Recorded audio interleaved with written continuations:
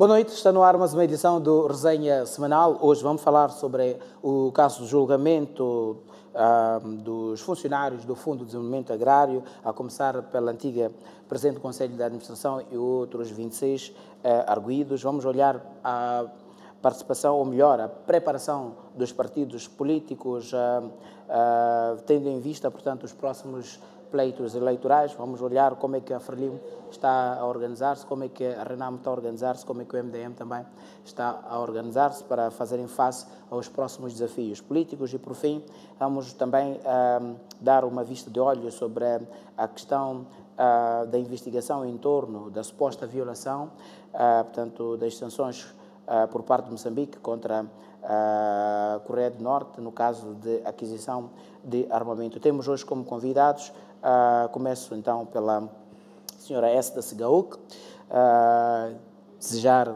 boas-vindas à casa, depois de um tempo de defeso, está aqui para brilhantar este nosso painel, o Dr. Silvério Ronguana e também o presidente do Conselho Provincial do Partido Renamo a nível da província de Maputo, o senhor António Mchanga, e também endereçar os parabéns pela eleição.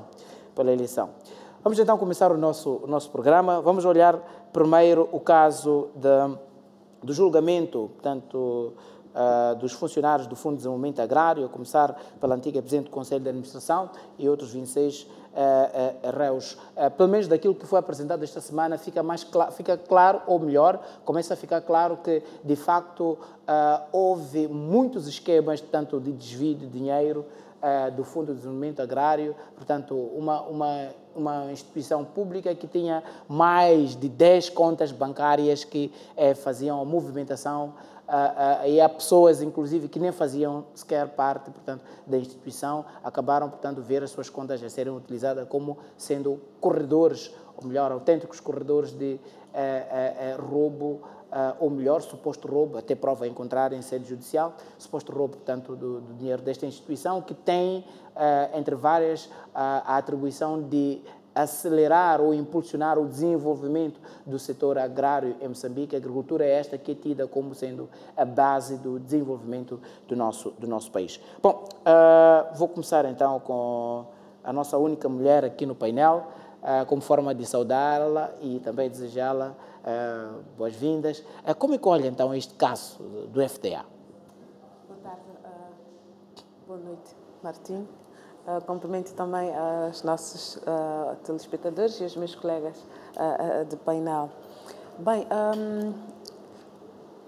cada vez que eu me ponho a olhar ou a assistir o desenrolar, portanto, deste julgamento do caso do Fundo de Desenvolvimento Agrário, a única coisa que eu consigo sentir é intrigar-me. Intrigar-me porque achava eu que a oportunidade, portanto, o julgamento seria uma oportunidade para a antiga Presidente do Conselho de Administração defender-se ou dizer, provar-nos que há ali mal-entendidos, que há algo que não está a ser dito como efetivamente aconteceu. Mas à medida que ela tem a oportunidade, portanto, de responder às questões que o Tribunal coloca, brinda-nos com respostas, por exemplo, em que diz que os mutuários recebiam o dinheiro, portanto, tinham um financiamento e iam comprar, portanto, nela. Portanto, estamos aqui perante um agente do Estado, uma presidente do Conselho de Administração, que a título individual faz concorrência, portanto, à instituição.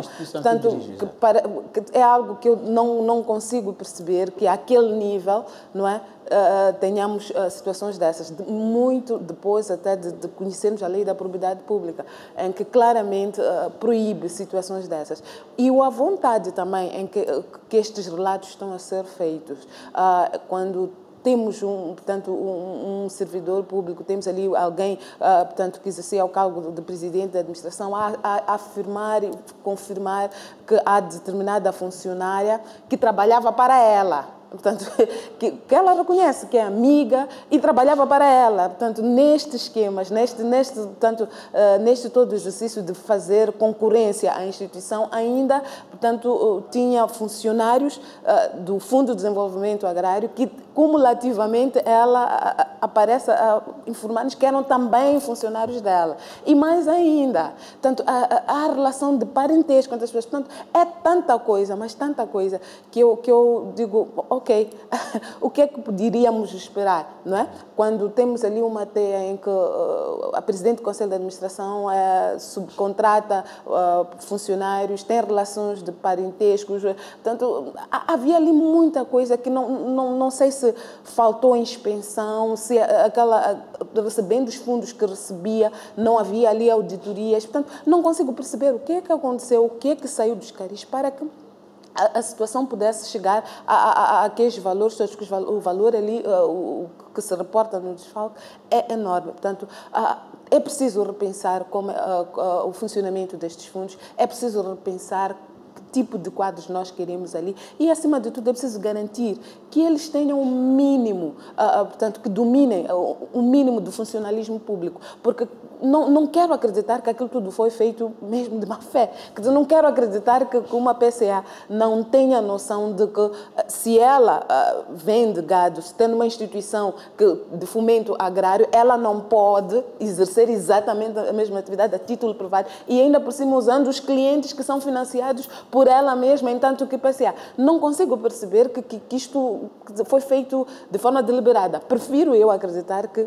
era desconhecimento. Prefiro eu acreditar que provavelmente pôs-se naquela posição alguém que precisaria ou precisava de mais formação, mais treinamento. E, portanto, é um caso mesmo que nos põe a olhar para todas as outras instituições que nós temos e repensar se na qualidade, portanto, dos gestores públicos, na qualidade das pessoas que a gente põe, que o Estado põe para ditarem os destinos de algumas instituições. Este caso do FDA vem, portanto, expor casos de denúncias de situações de captura do Estado, quando, de facto, gestores de entidades públicas, durante a sua atividade, acabam envolvendo a família ou criam uma teia, portanto, um circuito que... Portanto, ultrapassa até aquilo que são os limites de uma gestão, portanto, da coisa pública, até aquilo que são as prerrogativas que o poder público confere, portanto, aos próprios gestores. Extravasa esses limites todos. Levanta-se também a questão da supervisão, conforme disse, né?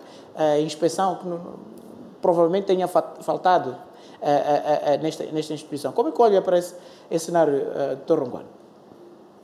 Bom, começaria também por cumprimentar os telespectadores, os colegas do painel. Dizer, bom, é verdade que este é um caso que ainda não transitou em julgado, então é preciso ser tratado com toda a prudência, mas não deixa de ser claro que, a julgar pelos depoimentos que estão a ser feitos, é caso para dizer que, de fato, o nosso governo está na rua das amarguras. Eu digo isto porque estamos a falar de um instituto que pertence ao Ministério, portanto, que o tutela. Portanto, parece-me que aqui também responsabilidades políticas, não é?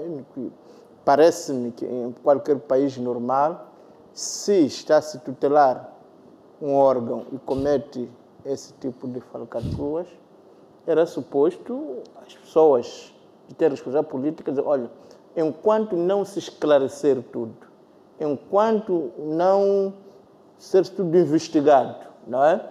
Eu ponho o meu lugar à disposição, não é? Porque se isto aconteceu nas minhas barbas, então o que é que eu estaria a fazer? Eu penso que nós também temos que começar a pensar desta maneira, senão vamos sempre trabalharmos com as pontas e não com o centro da decisão. Parece-me que este processo, para ser completo, se calhar alguém devia ter assumido responsabilidade política, não no sentido de que foi o cúmplice. A questão não é essa. A questão é, se isto aconteceu enquanto eu sou responsável, pelo menos enquanto não estar tudo apurado, tudo explicado, eu coloco o meu lugar à disposição.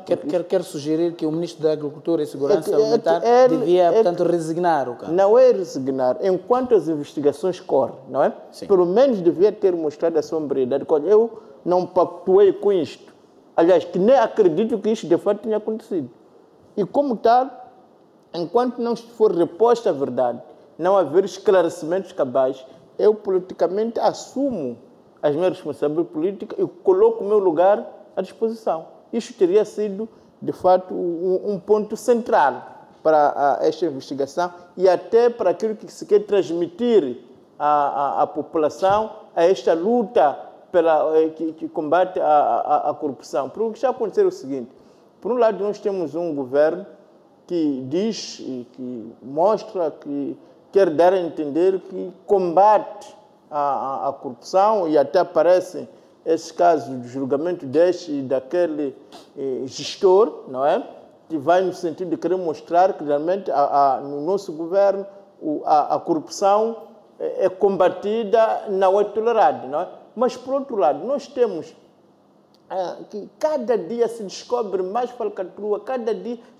E quando esses casos saem, é de uma forma escandalosa que a pessoa pergunta: olha, mas havia governo, havia expensão, havia tutela. Então, parece-me que o acumular destas coisas vai nos convencendo que não há uma alternativa, pelo menos dentro desse governo, de combater esta corrupção, porque quando nós pensamos que o corrupto de hoje é este, amanhã descobrimos que é aquele, depois de amanhã que é aquele. E a forma como esta corrupção é detonada, os casos como são relatados, dá a entender que as pessoas tinham quase que um livre trânsito, não é? Porque há comportamentos, há atuações que a gente fica sem perceber, porque repare que esses dinheiros também são desembolsados por outras instituições. É preciso perceber que o FDA não tem um cofre, não é? Aquele dinheiro desembolsado por outras instituições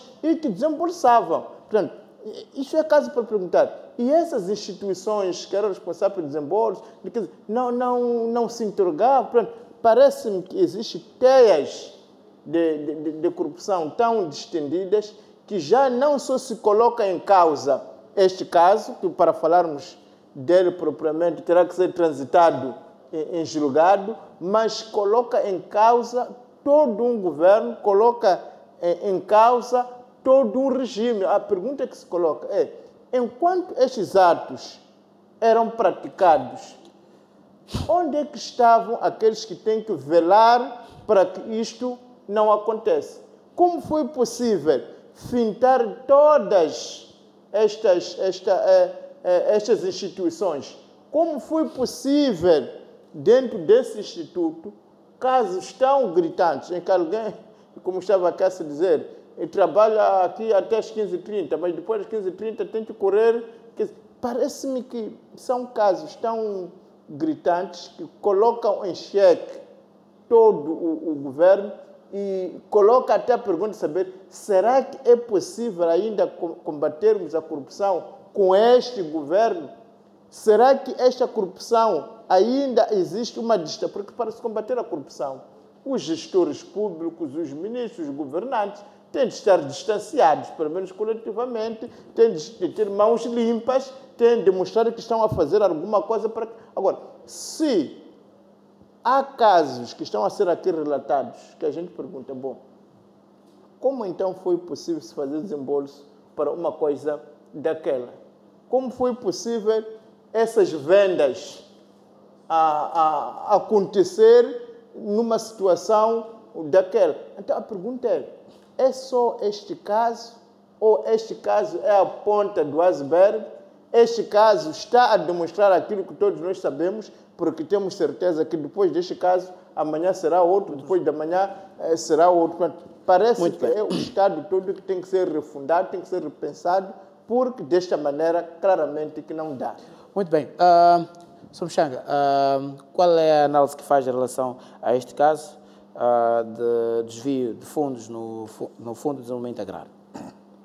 Muito obrigado. Primeiro quero agradecer a Deus pela proteção em vida, saudar os colegas e a todo o povo moçambicano, em particular os membros do meu partido, que esta semana estiveram em intenso trabalho de conferências provinciais do Rovuma Maputo. Indo concretamente à questão que me coloca, queria complementar o que o Dr. Ngwane estava a dizer. Efetivamente, este governo cria fundos para facilitar o roubo. O objetivo fundamental quando se cria um fundo de qualquer coisa é só para roubar. Porque todas as instituições que têm fundos, não há nenhuma instituição que não tenha este tipo de problemas. Nós já tivemos o problema do Fundo dos Transportes. Já tivemos o problema do INAVE, onde alguém chegou lá, alterou os regulamentos e atribuiu-se o vencimento de 450 mil meticais. Foi ganhando dinheiro e ninguém fez nada. Tivemos o problema de escândalo no Ministério da Educação, despolotada depois da cessação de funções de Zeferino Martins, que até hoje, o Mondlane, que era financeiro, que se dizia que não se sabia onde vivia, no mesmo momento em que a polícia andava à procura dele, eu cruzava com ele na Matola Rio. Dava voltas lá e toda a gente sabia onde que ficava. O assunto morreu assim. Por quê? Qual era o objetivo? Porque a pessoa envolvida no escândalo era membro da comissão política. Então, houve um esforço de não julgar o escândalo do Ministério da Educação porque o mentor do escândalo era membro da comissão política. A mesma coisa tivemos com o problema das salas de aulas sem qualidade, no último mandato do presidente Guebuza, em que numa ventania simples, Maputo, Gaza, Inhambane, ficou com 300 e tal salas de aulas sem cobertura. E o governo tinha nos prometido que ia julgar isso. Até hoje não houve a responsabilização nenhuma. Então, a questão da senhora Cetina Titos, eu tomei conhecimento deste assunto quando o engenheiro Moraes resignou de ministro de Agricultura por causa do escândalo das madeiras, onde alguns dirigentes estavam a pedir a cabeça do filho para o assassinar porque ele andava a estragar o negócio em Nampula. E ele decidiu exonerar todos os diretores nacionais porque tinham perdido confiança, porque tinham sido eles que entregaram o nome do filho como quem estava a fazer aqueles escândalos. Quando entra o ministro Nhaka, eu tive a oportunidade de abordar o ministro Nhaka em plena Assembleia da República, quando era deputado. Chamei a pessoa que tinha evidências e provas de que a dona Cetina Titos, na altura diretora provincial de Agricultura, na província de Maputo, e presidente do Fundo de Desenvolvimento Agrário, estava a criar escândalos.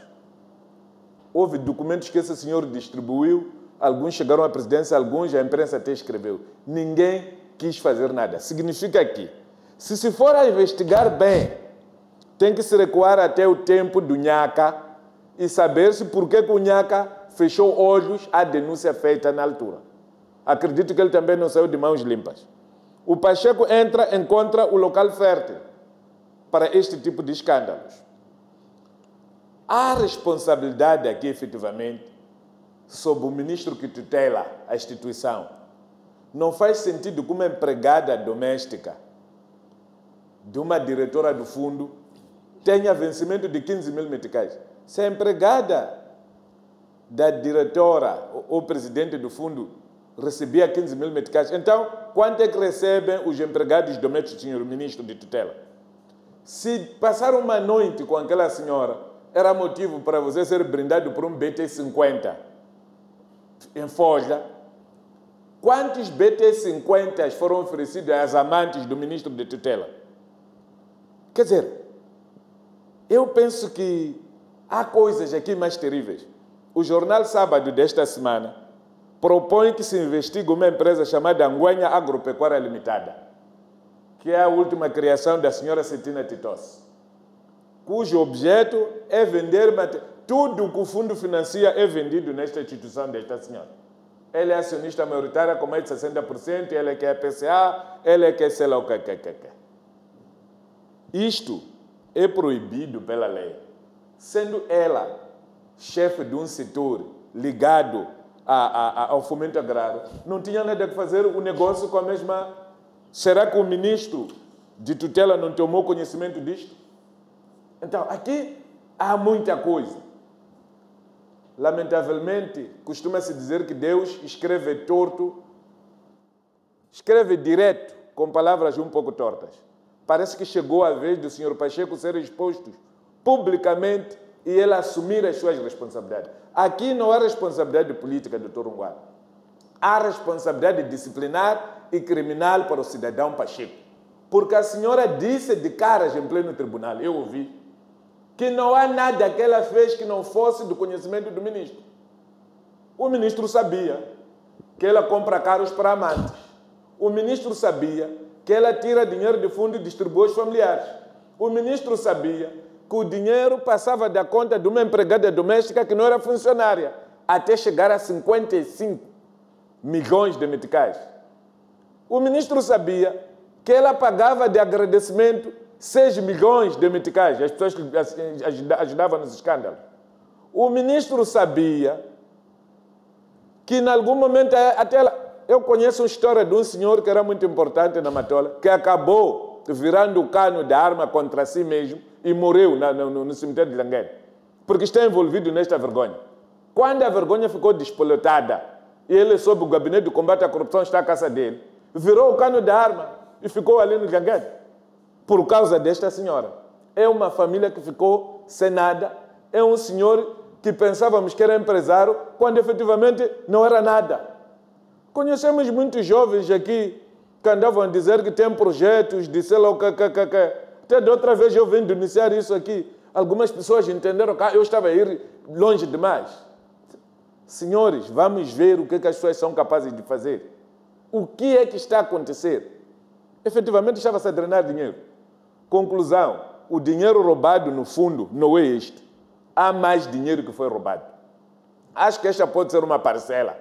A nossa justiça tinha que ser um pouco mais incisiva, investigar, abrir um outro processo para investigar esta parte que o jornal Sábado denuncia e investigar a outra componente da Dona Cetina desde que foi nomeada.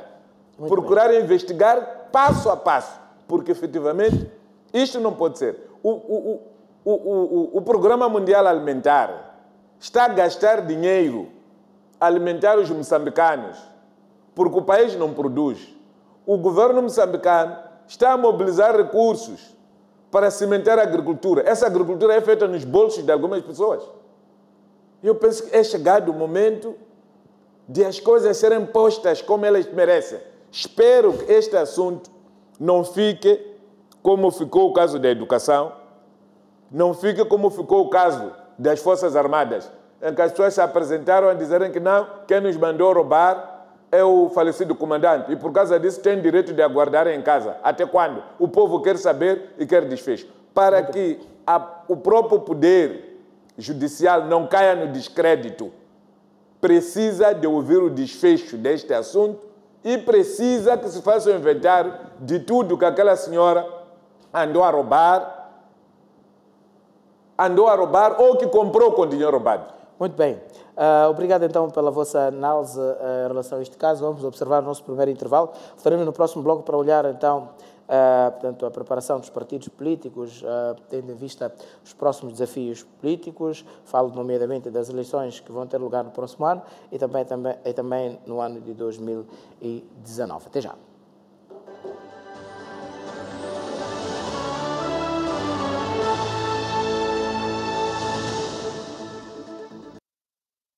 No auge da festa, uma revelação. Eu gostaria de anunciar o meu noivado com essa maravilhosa criatura que está aqui ao meu lado.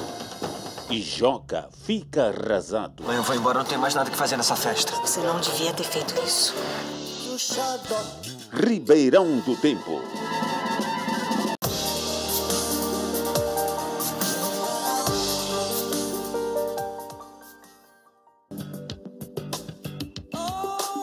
A Vodacom apresenta, no Moments of Jazz, Billy Ocean. Dia 22 de setembro, no campus universitário da UEM, às 20 horas. Os bilhetes já estão disponíveis na CompuTicket da loja Shoprite e Dolce Vita. Os portões abrem às 18h30.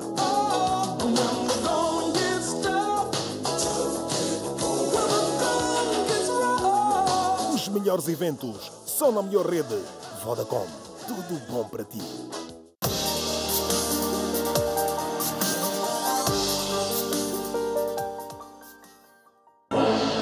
Quando tudo à nossa volta diz não. O médico dizia que tinha feito tudo o que podia e que o resto estava nas mãos de Deus. A luta para vencer os limites e renascer.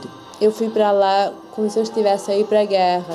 Com força de vontade e determinação, o que parecia impossível torna-se possível. Eu tenho muito orgulho de mim. Superação. Vencendo as barreiras da vida, a não perder no contacto direto.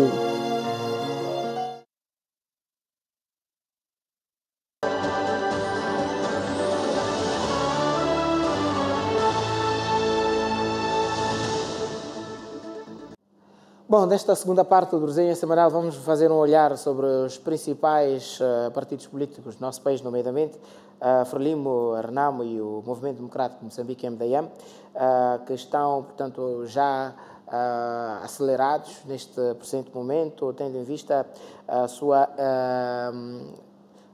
a criação de uma cada vez mais robustez, tendo em vista as eleições que se avizinham. A título meramente exemplificativo, a Frelimo vai realizar dentro de poucos dias, portanto, o seu 11º Congresso. O MDM também coloca, portanto, as pedras no seu próprio lugar. A Renamo não ficou para trás e já realizou, portanto, várias conferências provinciais, tendo em vista, portanto, a sua estruturação. E esta semana eu pessoalmente presenciei a nomeação, ou melhor, a eleição do Sr. António Mchanga para o presidente do Conselho Provincial da Renamo. Como é que está a Renamo? O que é que pensa? Qual é a direção que quer tomar o partido? Sr. Mchanga. Bom, o que o partido está a fazer é revitalizar-se. Revitalizar-se significa, em outros termos, preparar a sua máquina.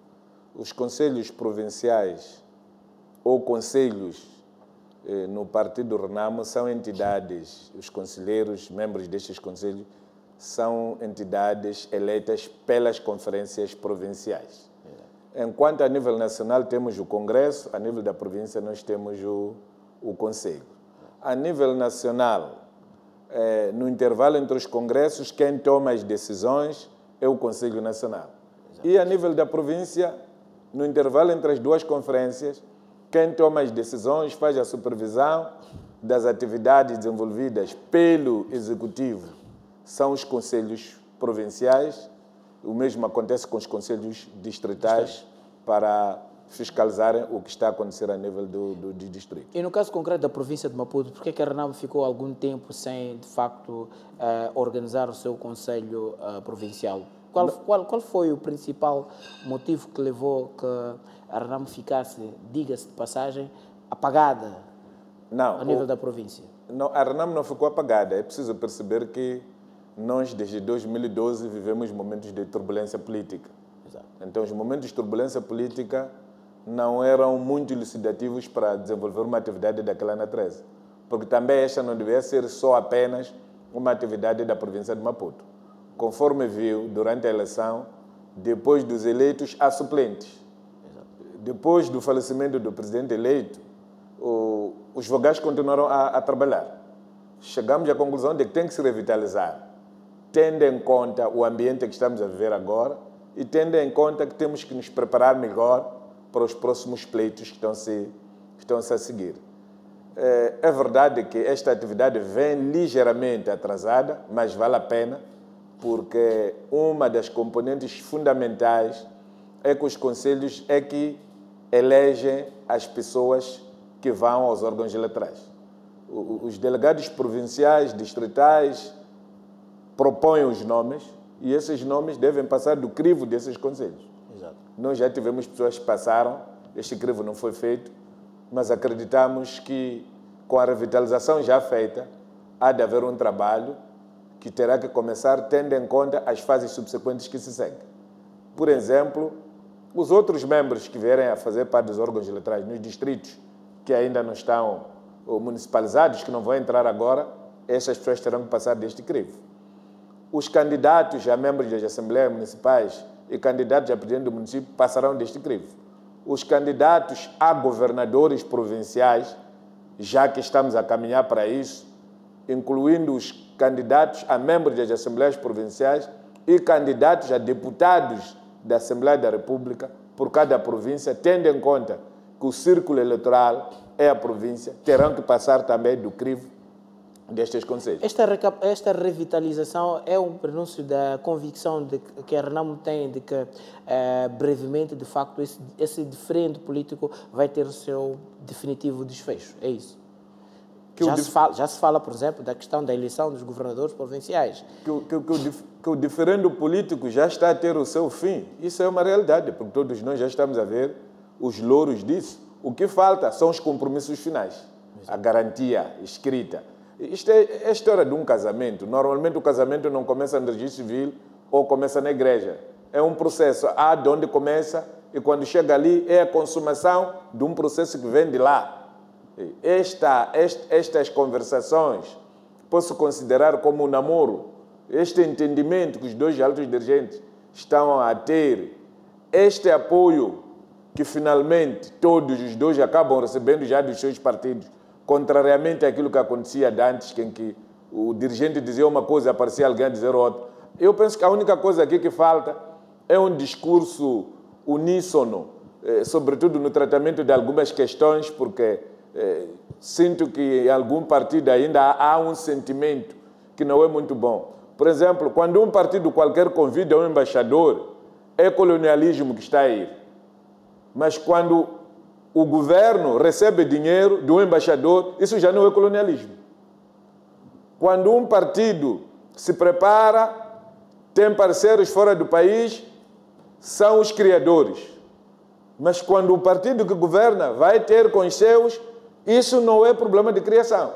E é vergonhoso que as pessoas que dizem isso, alguns deles respeitados, foram antigos combatentes e pensamos que deviam ter o mínimo, são generais sócios de portugueses e sócios de boeres. Os boeres que lutaram, agrediram Moçambique. Portanto, eu penso que falta esta pequenina parte aqui, que acredito que com o trabalho que está-se a fazer vai se concretizar. Portanto, vale a pena todos nós apoiarmos este trabalho que o Presidente da Câmara e o Presidente Nhusi estão a fazer, o trabalho que as duas equipes estão a fazer e estarmos preparados para efetivamente consolidarmos a paz para Moçambique. Muito bem. Também temos aqui o delegado político do MDM a nível da província de Maputo. Sob o ponto de vista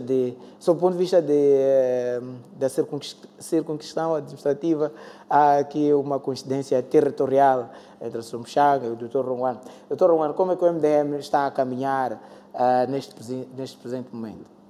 Penso que todos assistiram que durante este sábado e, aliás, o dia do domingo, estivemos todos envolvidos na Beira, na nossa grande reunião de quadros, onde efetivamente foram discutidos os grandes temas rumo ao segundo congresso do MDM, porque, portanto, eu não preciso falar de conferências provinciais daqui e acolá, porque isso tem sido já a cultura democrática do MDM, mas parece que ficou patente este final de semana o trabalho em que todos os quadros de todas as províncias estiveram reunidas na Beira para discutir os temas que vamos discutir no Congresso, porque é ali no Congresso onde vai se marcar um novo arranque, onde o MDM vai se encontrar, onde o MDM efetivamente vai afinar a sua máquina rumo aos pleitos de 2019 e 2018. Portanto, para dizer que efetivamente o MDM está a preparar-se para essas eleições a todos os níveis, tanto a nível distritais, tanto a nível provincial, mas sobretudo a nível nacional, que vai ter como ponto alto o segundo congresso. Mas antes que chegamos a este segundo congresso, é evidente que é preciso saber quais são os temas que vão ser discutidos neste congresso. E é aquilo que durante este fim de semana estivemos a fazer, porque há de perceber que um partido como o MDM, que não é apenas um partido de oposição, mas também é de posição, no sentido de que governa efetivamente algumas parcelas do país, e acreditamos que nas eleições de 2019 vai governar também em províncias, se não tiver o próprio governo, digamos, nacional nas suas mãos, é preciso que pense o que é que o MDM pretende fazer com a educação, o que é que o MDM quer fazer com a saúde, o que é que o MDM quer fazer na agricultura, o MDM o que é que pretende fazer na justiça, porque, como sabe, o MDM tem sido prepentório, por exemplo, que a questão da justiça é fulcral, é preciso que se crie, por exemplo, um tribunal de contas, porque não podemos continuar na situação em que nós nos encontramos. Foi claro nestas discussões a questão da separação do poder, que não pode controlar o Presidente da República a nomear os juízes. Portanto, parece-me que nós precisamos de um sistema de justiça que possa ser autônomo, independente, que possa efetivamente também desempenhar a função de fiscal dos atos, digamos, praticados pelo governo e de tudo aquilo que acontece dentro do país, porque nós temos neste momento esta, portanto, interdependência, é uma dependência praticamente do Poder Judicial do governo. E nós percebemos que toda a fragilidade do nosso sistema judiciário tem muito a ver, digamos, com esta situação. Portanto, este foi um ponto forte na discussão dos nossos membros e daquilo que querem ver efetivamente acontecer quando o MDM for o governo e também, mesmo antes de ser o governo, também sabem que está acima da mesa a própria revisão da Constituição, porque, afinal de contas,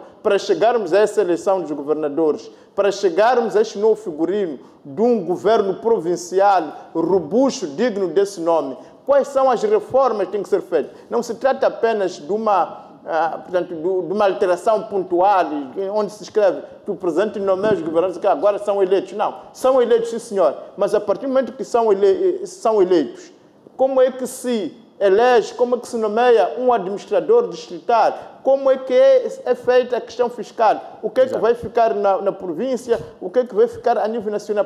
O MDM está a engrenar a fundo nestas situações, nestas questões, porque nós não podemos dar ao luxo de aprofundar a descentralização se não tivermos esta capacidade de, com pessoas competentes, sábias, poder analisar quais são as consequências desta reforma, como é que essa reforma deve acontecer. Portanto, é isto que os membros do MDM estão a discutir neste momento e replicar esta discussão nas províncias, replicar essas discussões nos distritos, nos bairros, nas localidades. Doutor Ronguana, quando é que vai decorrer o Congresso, o segundo Congresso do MDM? Portanto, o Congresso do MDM foi marcado já para dezembro, portanto, para o dia 7 de dezembro, portanto, é no mês de dezembro, é por isso que nós já estamos, de fato, a correr. Portanto, esta reunião que tivemos este final de semana é já, porque o tempo basta, portanto, estamos praticamente há menos de 3 meses para acontecer este grande congresso, e durante esse tempo todo, o que tem acontecido nas províncias, nos distritos, é que os membros estão a discutir estes temas, desde até temas internos, que tem a ver, por exemplo, com a disciplina partidária, com a coesão interna, até esses temas têm a ver com a governação, com a estrutura do Poder Judicial, quais são as políticas que nós queremos trazer para a juventude, quais são as políticas que nós queremos trazer, por exemplo, para as mulheres. É este manancial de ideias, de debates, que acredito que vai permitir que o MDM exerça a sua função histórica, que é refundar o Estado moçambicano, que é criar um país próspero, moderno, que vamos ter orgulho de deixar para os nossos netos. Muito obrigado, doutor Ronguana. Me parece haver aqui, digamos, uma, de certa forma, semelhança com aquilo que o Partido Frelimo também está a fazer. O exemplo que o doutor Ronguana estava a dar agora recorda-me também o debate das teses a nível das bases até, portanto, ao Congresso. E sabemos que daqui a mais alguns dias o Partido Frelimo vai realizar, portanto, a sua magna reunião, que é o 11º Congresso, que acontece numa altura em que a Comissão Política deliberou, por unanimidade e aclamação, apresentar a candidatura de Filipe Nyusi para o cargo de presidente deste partido político e, prontos, pode, a partir daí, também já começar-se a cogitar-se a possibilidade de este ser, portanto, o candidato, portanto, do partido nas próximas presidenciais de 2019. A Renam também já anunciou que Afonso Dhlakama vai concorrer em 2019. Como é que está, portanto, a desenrolar o trabalho a nível do Partido Frelimo? Bom, eu quando vi aqui o meu colega Rungani, senti-me feliz, não é? Senti-me muito feliz porque já estive a ouvi-lo e de forma assim pejorativa quando falavam da disciplina partidária.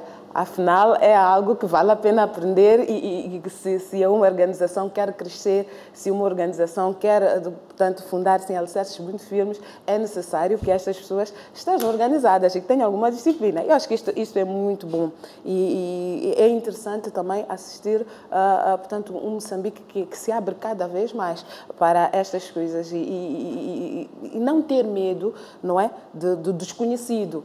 Porque, infelizmente, nós assistimos muito isto aqui em Moçambique, que alguns partidos, porque não exerciam esta sua, portanto, democracia interna, não é? Mas cantavam para os outros, a tendência era ridicularizar. Parecia que aqueles que se encontram de 5 em 5 anos, aqueles que têm os seus comitês, uns chamam central, outros dão os nomes que quiserem. Portanto, aqueles partidos organizados que têm órgãos, que reúnem-se regularmente, tomam decisões, monitoram as decisões, parecia que eram anormais. Então, eu fico feliz de assistir este Moçambique em que os partidos políticos começam a mostrar que não, o caminho é este, e aqueles que começaram não eram de todo lunáticos. É que não há outra forma de planear o macro se nós, a nível micro, não tivermos, portanto, esta organização. A nível interno, portanto, a Frelimo já tem escola e neste momento os seus processos fluem porque já estão a ser, portanto, ocorrem já de forma regular, o que os membros sabem e apreciam e efetivamente fazem é regularmente sentar, discutir a vida interna, portanto, do partido, discutir os aspectos socioeconómicos do país e propor aquilo que podem ser alternativas, novas formas de visão. Obviamente não ficam indiferentes também àquilo que são as visões de outras formações políticas, que são aquilo que são as visões, anseios também portanto, da sociedade, porque se este partido, portanto, se a Frelimo quiser continuar a governar, quiser continuar a ser preferência, é importante que responda aos anseios dos seus membros e também que traga mais. E a única maneira de fazer isto é saber o que é que Moçambique quer, o que é que Moçambique anseia, o que é que Moçambique gostaria de ver, qual é a forma de tornar os moçambicanos cada vez, portanto, mais orgulhosos de si. E a resposta é uma e única. É ser uma nação em que respeitam-se as liberdades, é ser uma nação em que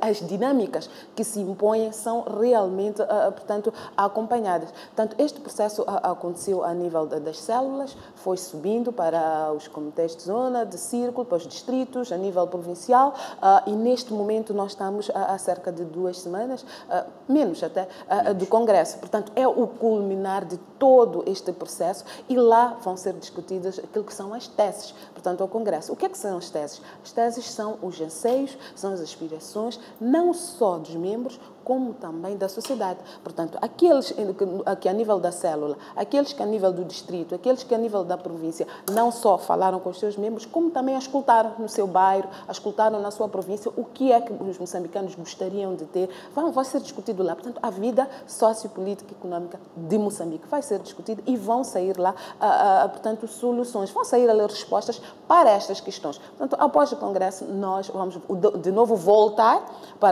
portanto, para o povo que nos mandatou e ir dar, portanto, aquilo que são as respostas.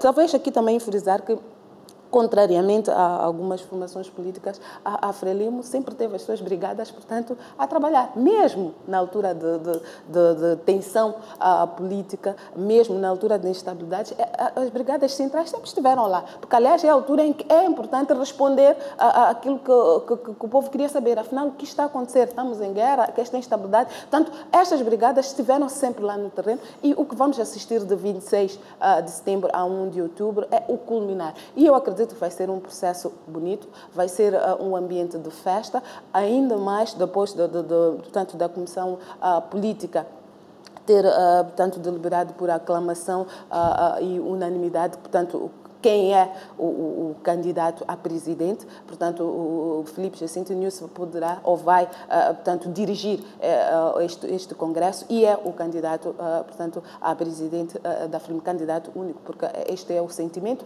que foi aflorado e refletiu nesta deliberação, nesta resolução, dizia, da Comissão Política. Muito obrigado, então. Vamos observar mais um breve intervalo. Voltaremos, então, para o próximo e último bloco para rapidamente olhar para a questão da violação, portanto, da suposta violação das sanções contra a Coreia do Norte por parte de Moçambique e Angola. Mas vamos olhar só para o nosso país, que é Moçambique. Até já.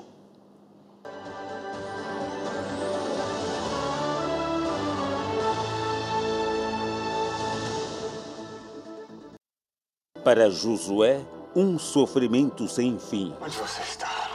Para o rei, uma grande arma contra os hebreus. O moço que está no fundo de uma cela à beira da morte é ninguém menos do que Aruna. Essa refém vale mais do que o meu trono de ouro. Sim, agora temos Josué em nossas mãos.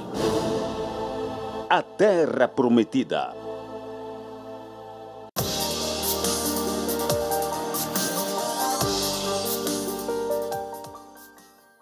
Já conhece o Só Pra Ti? Vai ao asterisco 109 Cardinal e encontra as ofertas especiais da Vodacom que tu mais gostas.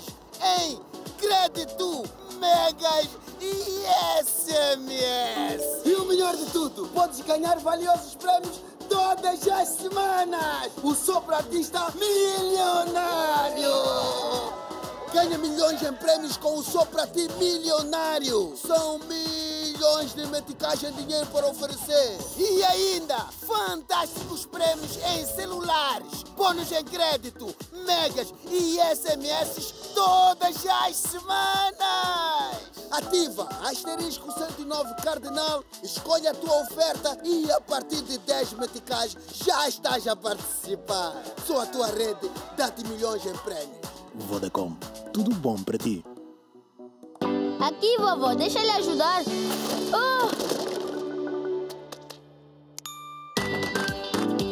Mas isto significa que vais ter mais roupa para lavar. Não, mãe, com Omo é como se tivesse o poder de 10 mãos. Omo é tão bom como ter 10 mãos para se livrar das nódoas difíceis como as de gordura. Omo, com o poder de 10 mãos.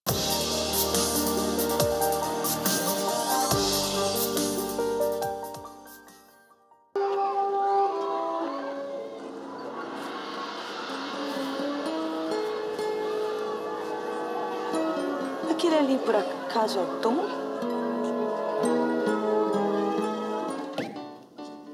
Pronto. Tá completo? Pronto. Está completa. Vê se repara bem se a bola com a foto do Cafu não é falsa. Não, é claro que não. Essa é autêntica. É autêntica, posso garantir. Carrossel.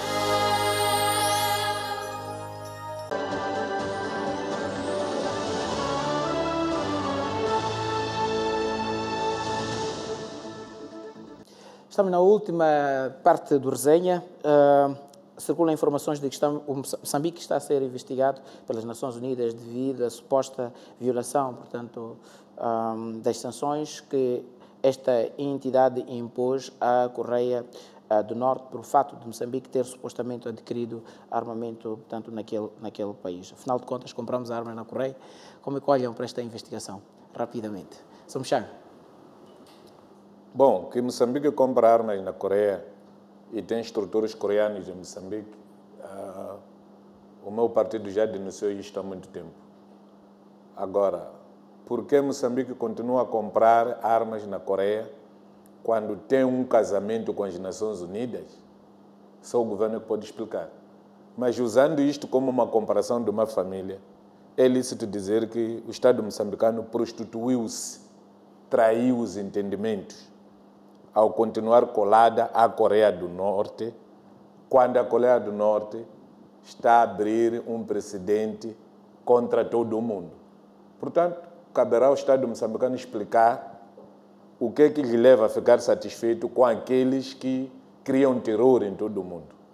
Conforme vimos, a China está à rasca, a União Soviética está à rasca, o Japão está a rasca, quer dizer, todo mundo está a tremer por causa desta Coreia do Norte.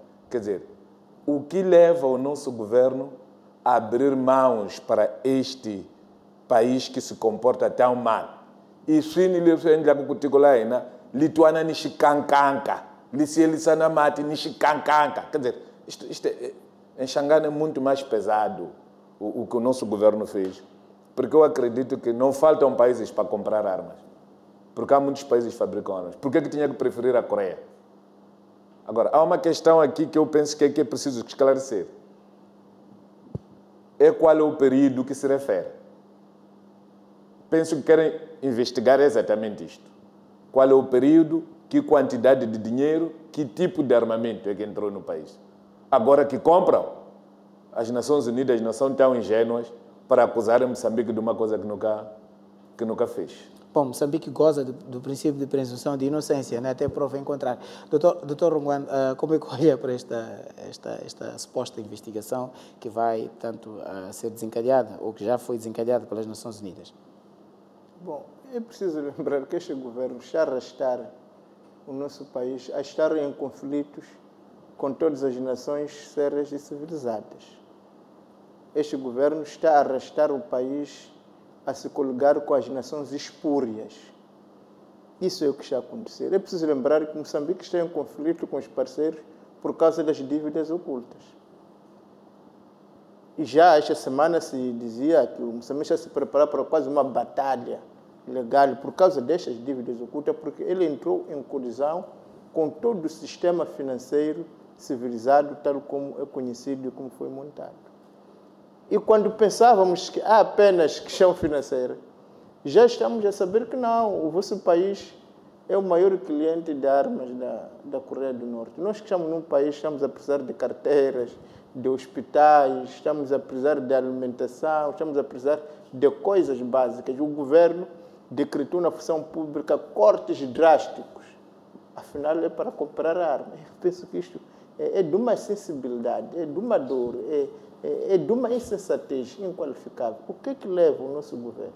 Primeiro, abandonar o convívio com as sociedades civilizadas, que estão todas agregadas da ONU, que prosseguem bons fins, que é a paz, a convivência, que estão preocupados em combater a malária, estão preocupados em produção de alimentos, estão preocupados em prover melhor educação aos seus cidadãos, para se coligar, traindo os seus acordos com os países civilizados, com um país espúrio que abandonou realmente o caminho do bem. Portanto, parece que está a ficar claro para aqueles que ainda tinham dúvidas que não é apenas a oposição que não gosta deste governo.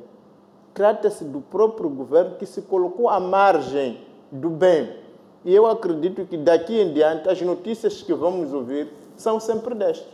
Ontem são as dívidas ocultas, hoje são as armas, amanhã será outra coisa qualquer, porque está a ficar cada vez à vista que mesmo aqueles Estados, mesmo aquelas organizações que sempre lutaram por apoiar Moçambique, por puxar Moçambique para o convívio das nações, para a procura do bem, estão a ficar cansadas, estão a ficar fartas, porque eles perceberam que, afinal, este governo, este regime, de fato, não busca o bem. E é triste que entre neste caminho da traição, neste caminho da falta de verdade. Ontem faltou a verdade com as dívidas. Hoje está a ser acusado de ter faltado a verdade com a compra das armas e com um relacionamento que não devia ter com a Coreia do Norte. E amanhã o que é que será? É preciso que o nosso governo nos dignifique. Não pode continuar a fazer esse tipo de coisa. Muito bem. Asta, como é que olha para esta questão? Muito sensível, do ponto de vista de relações diplomáticas a nível internacional. Sob o ponto de relacionamento, sob o ponto de relações diplomáticas, efetivamente, é só a acusação cai muito mal. E cai pior ainda se olharmos todo o contexto interno que nós estamos hoje a viver. Portanto, numa situação em que nós temos muito a dizer aos nossos parceiros de cooperação, tanto de apoio pragmático ao orçamento de Estado, portanto, inventar ou criar outros problemas com possíveis amigos ou com relações boas em termos diplomáticos pode efetivamente complicar a situação de Moçambique. Portanto, daí que eu penso que a posição que o governo assumiu foi de muita prudência e é isso mesmo que se espera. Portanto, pôr-se ao dispor para cooperar, pôr-se ao dispor para receber os peritos das Nações Unidas e buscar respostas para o que efetivamente teria acontecido. Porque o que nós sabemos hoje, há aqui uma acusação que veio, portanto, soubemos da imprensa internacional. Moçambique tem um embaixador nas Nações Unidas, tem um embaixador nos Estados Unidos, portanto, onde temos a sede. Portanto, e Moçambique é signatário de todos os tratados, portanto, sobre a proliferação de armas. Moçambique também apoiou, portanto, este banimento ou estas sanções contra a Coreia do Norte. Portanto, tudo aquilo que, em termos diplomáticos, ou a título diplomático, poder acontecer fora destes acordos, não deixa Moçambique numa posição confortável.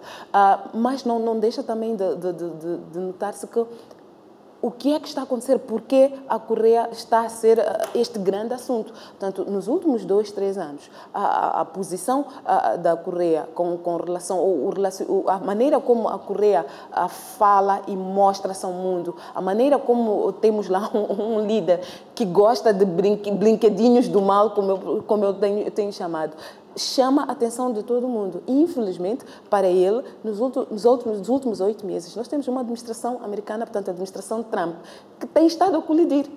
Não é? Esta semana, o jovem presidente decidiu soltar mais um míssil e que sobrevoou o norte do Japão. Portanto, há toda uma Europa, há todo um continente, há todo o mundo que hoje vive o dilema de segurança por conta destas armas. Portanto, é uma situação muito delicada e eu penso até que exige muita calma, exige muita prudência. Portanto, tudo que eu posso dizer, enquanto não tivermos as decisões finais, enquanto não tivermos, portanto, o relatório que for apurado por estes peritos, é que Moçambique deve realmente procurar abster-se de meter-se em situações como estas. Porque, primeiro, não dignificam e, segundo, vão piorar a situação que nós nos encontramos. Neste momento, tudo o que nós precisamos é focar-se no desenvolvimento, é focar-se no trazer, portanto, transformar em letra viva a célebre frase do Presidente da República, que Moçambique está de volta. Portanto, é preciso estar de volta para o desenvolvimento, é preciso estar de volta para reconstruir, para fazer a retoma econômica. E, portanto, sempre que há destes episódios, de alguma forma desvia o foco da nossa atenção, por um lado, como também retrai possíveis investidores, retrai, portanto, interesses.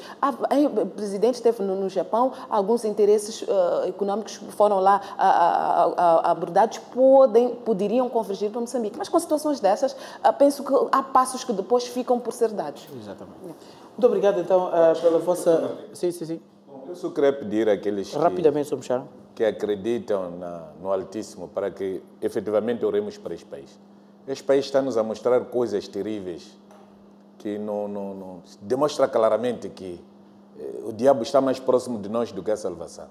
Estão a aparecer muitos carros a arderem de qualquer maneira na estrada.